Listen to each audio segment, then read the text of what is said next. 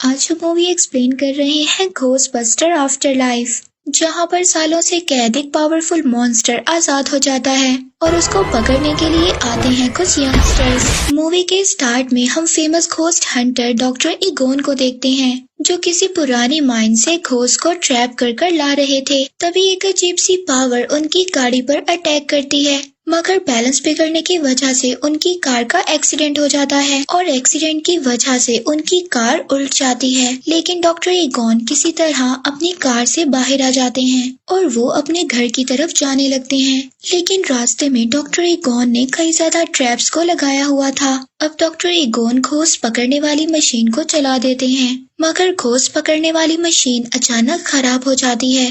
लेकिन डॉक्टर इगोन के पास एक और मशीन मौजूद होती है। वो मशीन आसपास भूतों की मौजूदगी के बारे में बताती थी।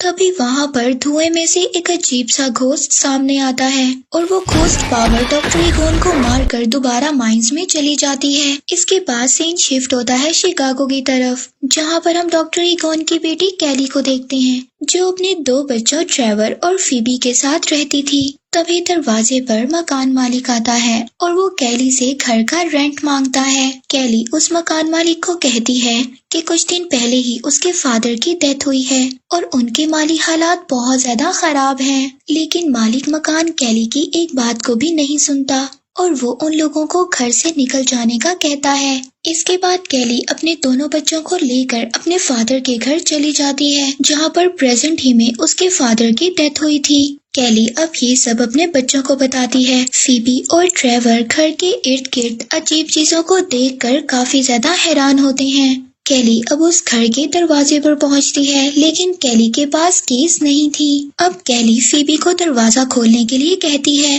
फीबी इन सब कामों में बहुत ज्यादा माहिर थी। फीबी आसानी से दरवाजा खोल लेती है। अब वो तीनों घर के अंदर आ जाते हैं। वो तीनों घर की चीजों को देख ही रहे होते हैं, तभी घर हिलने लगता है और वहाँ पर एक अर्थक्वेक आ जाता है। तभी वो तीनों एक टेबल के नीचे जाकर छुप जाते हैं। कैली अपने बच्चों से कहती है कि अब उन्हें इन अजीब चीजों के साथ रहने की आदत डालनी होगी, क्योंकि उन लोगों के पास अब कोई दूसरा घर नहीं है। तभी फीबी चेयर के नीचे देखती है कि वही घोस्ट का पता लगाने वाली मशीन थी।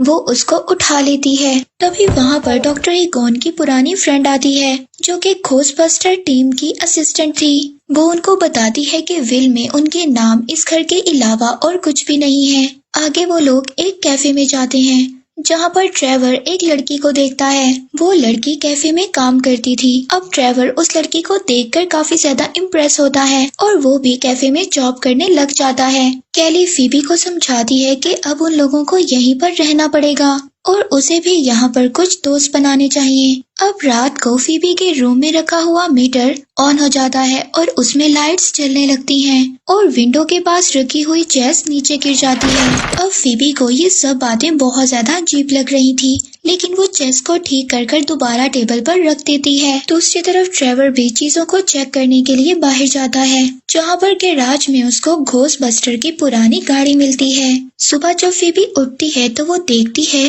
कि चेस की गोटी एक खुद ब खुद आगे आई हुई थी। अब फीबी को इस बात का एहसास होता है कि उनके अलावा इस घर में और भी कोई मौजूद है। फीबी चेस में अपनी चाल चल कर वहाँ से चली जाती है। इसके बाद हम फीबी को स्कूल जाते हुए देखते हैं। स्कूल पहुंचकर कैली उसके टीचर से मिलती है और उसके टीचर को फीबी का ध्यान रखने के लिए कहती है। फिर कैली कुछ पेंटिंग का सामान लेने के लिए मार्केट जाती है। मार्केट का ऑनर कैली को उसके फादर के बारे में कुछ बताता है। ऑनर कैली को बताता है कि उसके फादर बहुत ज्यादा अजीब थे। वो अपने फार्म हाउस पर कुछ न कुछ एक्सपेरिमेंट करते रहते थे।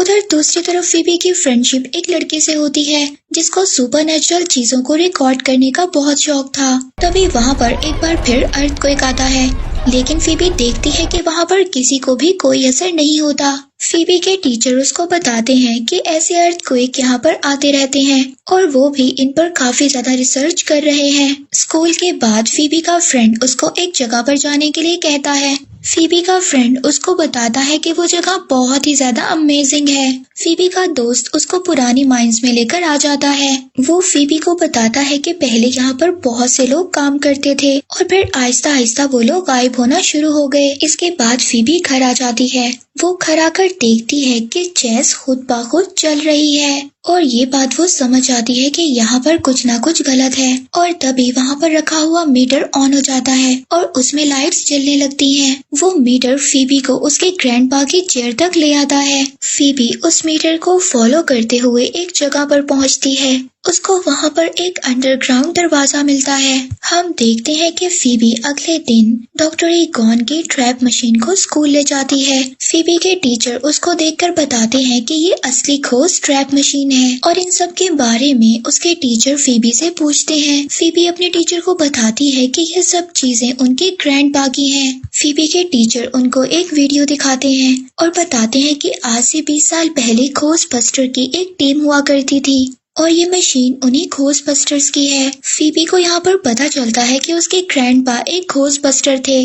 अब वो लोग उस मशीन को खोलने की कोशिश करते हैं और तभी वो मशीन खुल जाती है और उसमें से एक बहुत बड़ा घोस्ट सामने आ जाता है और वो घोस्ट निकलकर उसी माइन में चला जाता है। इसके बाद फीबी के टीचर पुरानी चीजों पर रिसर्च करने के लिए फीबी के साथ उसके घर आ जाते हैं। वहाँ पर फीबी के फ्रेंड को एक विसल मिलती है तो उनके टीचर उनको बताते हैं कि ये एक डेथ विसल है जिसे बजाकर बुरे घोस्ट को वापस भेजा जाता है। वो डॉक्टर ईगॉन की बुक में उसी घोस्ट को भी देखते हैं जो ट्रैप से निकला था। आगे हम ट्रेवर और उसी वेटर लड़की को देखते हैं जो सब अपने फ्रेंड्स के साथ घूमने माइंस में जा रहे थे और जब वहाँ पर वो लोग पहुँच जाते हैं तो कुछ घोस्ट वहाँ पर उन पर अटैक कर देते हैं जिससे वहाँ पर जमीन काफी ज्यादा हिलने लगती है और वो सब लोग डर कर वहाँ से भाग जाते हैं। दूसरी तरफ फीबी मीटर को फॉलो करते हुए डॉक्टर ईगॉन की लैब तक पहुँच जाती है। वहाँ पर फीबी डॉक्टर ईगॉन की और भी मशीनों को देखती है और फीबी उन मशीनों को समझने लगती है क्योंकि फीबी इन सब चीजों में बहुत ज्यादा माहिर थी। अब फीबी अपने ग्रैंडपा यानी कि डॉक्टर ईगॉन के बारे में और भी ज्यादा इंफॉर्मेशन लेने की कोशिश करती है। अब फीबी उस घोस्ट को पकड़ने की तैयारी करती है जिसको गलती से उसने ट्रैप से आजाद कर दिया था। फीबी कुछ मशीनों की हेल्प से और अपने फ्रेंड की हेल्प से उस घोस्ट को पकड़ने की कोशिश करती है जबकि वो घोस्ट जो लोहा खाता था वो उससे परेशान होकर सिटी की तरफ निकल जाता है। दूसरी तरफ हम ट्रेवर को देखते हैं जिसने बहुत ज्यादा दिनों की मेहनत के बाद अपने ग्रैंडपा यानी कि डॉक्टर ईगॉन की गाड़ी को ठीक कर लिया था और वो उनकी गाड़ी लेकर ड्राइव पर निकल जाता है। रास्ते में उसको फीबी और उसका दोस्त मिलते हैं। अब वो उसको सारी बात समझाते हैं। अब फीबी जब डॉक्टर ईगॉन की गाड़ी में बैठती है तो उसको वहाँ पर और भी ज्यादा गैजेट्स मिलते हैं। अब वो तीनों सिटी में निकल जाते हैं घोस्ट को पकड़ने के लिए। अब वो तीनों उस घोस्ट को पकड़ने में कामयाब हो जाते हैं जो घोस्ट लोहा खाता था, लेकिन उसको पकड़ने के दौरान उन तीनों ने सिटी की हालत को बहुत ज्यादा खराब कर दिया था जिसकी वजह से पुलिस उन तीनों को पकड़कर ले जाती है। अब फीबी अपनी मॉम को कॉल करने की बजाय अपने ग्रैंडपा यानी कि डॉक्टर ईगॉन के फ्रेंड को कॉल कर देती है।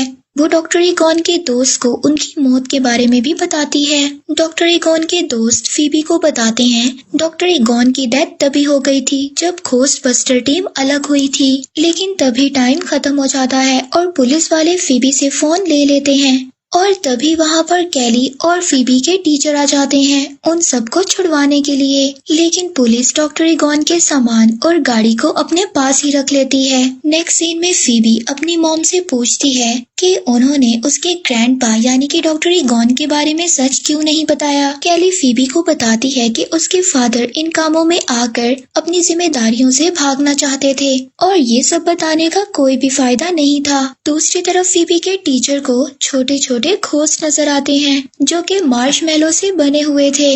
तभी वहाँ पर वो एक बहुत बड़ा मॉन्स्टर भी देखता है जो घोस्ट उन लोगों ने ट्रैप मशीन से आजाद कर दिया था। फीबी के टीचर उस घोस्ट मॉन्स्टर से भागने की बहुत ज्यादा कोशिश करते हैं लेकिन वो मॉन्स्टर उनकी गाड़ी के ऊपर आ जाता है। नेक्स्ट सीन में हम देखते हैं कि फीबी, ट्रेवर और उनके फ्रेंड्स माइन जाने का फैसला करते हैं। वो वहाँ जाकर इंफॉर्मेशन इकट्ठा करने लगते हैं। तभी वहाँ पर उनको एक ताबूत में एक बूढ़े आदमी की डेड बॉडी दिखाई देती है। तभी वो देखते हैं कि उस शर्डर माइंस की दीवारों पर कोई ना कोई तारीख लिखी हुई थी जिस दिन कोई ना कोई तबाही आई थी।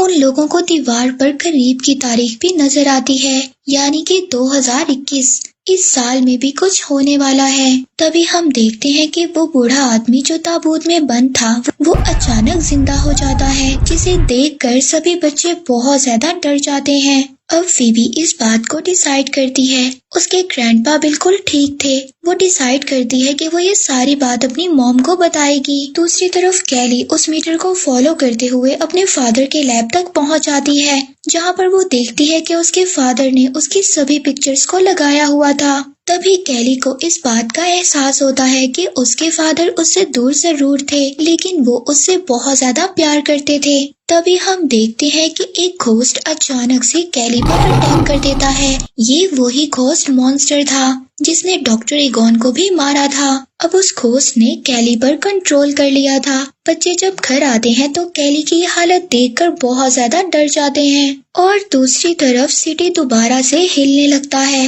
क्योंकि फीबी के टीचर पर भी घोस्ट ने कंट्रोल कर लिया था। फीबी के टीचर उन घोस्ट मशीनों को यूज करते हुए सिटी में तबाही मचा रहे थे, और कैली को भी जिस घोस्ट ने कंट्रोल किया था वो उसको अब माइंस में ले जाता है। अब सभी बच्चे घोस्टबस्टर का सूट पहनकर पुलिस स्टेशन निकल जाते हैं और वहां से घोस्ट की मदद से जो घोस्ट लोहा खाता था जेल को तोड़ देते हैं और वहां से दोबारा से अपनी मशीनों को हासिल कर लेते हैं। वो सभी लोग उन चीजों को लेकर दोबारा माइंस की तरफ चले जाते हैं। अब उन लोगों को पता चलता है कि कैली और फीबी के टीचर पर जिस घोस्ट ने कंट्रोल किया हुआ है वो घोस्ट कोई और नहीं बल्कि माइंस की हिफाजत करने के लिए है। और वहीं पर गॉजर भी आती है जो इन अजीब क्रिएचर घोस्ट की गॉडेस थी। फीबी गॉडेस को डिस्ट्रैक्ट करने की कोशिश करती है। तभी फीबी के साथ ही बाकी घोस्ट पर अटैक कर देते हैं। इतने में कैली की बॉडी से घोस्ट निकल जाता है और वो उनको बचाकर वहां से ले जाते हैं, लेकिन फीबी के टीचर अभी भी घोस्ट के कंट्रोल में थे। अब फीबी के टीचर और गॉडेस उनका पीछा करते हुए उनके घर तक आ जाते हैं। अब फीबी की मशीन घोस्ट गॉडेस के आगे हारने लगती है। इतने में हम देखते हैं कि घोस्टबस्टर की पुरानी टीम उनको बचाने के लिए वहां पर आ जाती है। ये वही लोग थे जो डॉक्टर ईगॉन के साथ काम करते थे।